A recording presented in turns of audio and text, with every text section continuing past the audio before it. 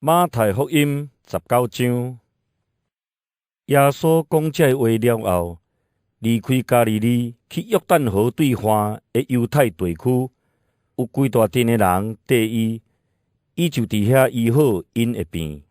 有一寡法利赛派的人来试探伊，讲：照律法，人有理由就通离伊的某，安尼有合法无？耶稣应讲：恁检无读到创造主伫起头，创造人有男有女。上帝讲，因为即个理由，人会离开伊的父母，甲伊的某结合，两人成做一体。安尼，因已经毋是两个，是一体。所以，上帝所配合的，人毋通拆开。法利赛派的人问伊讲：那呢？摩西是安怎命令人，互伊的某一张离婚书，就通甲伊离？耶稣应讲：因为恁的心意，摩西才容允恁离恁的某。起头创造的时，上帝的意思并毋是安尼。我甲恁讲，若毋是因为某不忠，袂用得甲伊离；若甲伊离，搁娶别个妇人人，就是犯奸淫。门徒甲伊讲：既然夫妇的关系是安尼，宁可莫结婚较好。耶稣甲因讲：即个话，毋是逐个人拢会当接受，只有即款温顺的人才会。有人对出世就无适合结婚，有人是认为的原因袂当结婚，嘛有人是为着天国的缘故无爱结婚。会当接受的人就接受。有人带囡仔来耶稣遐，爱伊甲因换手祈祷。门徒责备遐人，毋久耶稣讲：互囡仔来我遮，毋通甲因阻挡，因为天国是即款人的。伊就甲因换手祝福，然后离开遐。有一遍，有一个人来找耶稣，对伊讲：老师，我着做甚物好事，才会当得到永远的活命？耶稣应讲：你若会问我好的事，只有一位是好。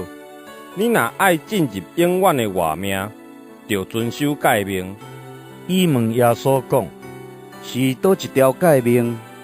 耶稣应讲：毋通杀死人，毋通奸淫，毋通偷窃，毋通做伪证，着孝敬父母，着疼厝边亲像疼家己。这个少年人甲伊讲：这个我一直有在遵守，要欠什么？耶稣应讲：你若爱做完全的人，你去卖你的财产，分互善车人，你伫天顶就有财宝，然后来缀我。少年人听到这个话，就忧忧愁愁离开，因为伊财产真多。耶稣就甲伊的门徒讲：我实在甲恁讲，好野人入天国实在真困难。我阁甲恁讲，骆驼穿过尖片，嘛比好野人入上帝国阁较简单。门徒听到，真着惊，讲：那安尼，什么人会当得到救？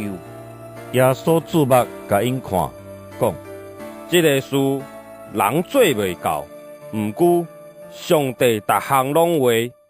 彼得应讲：阮已经放下一切来第二人，阮会得到什么？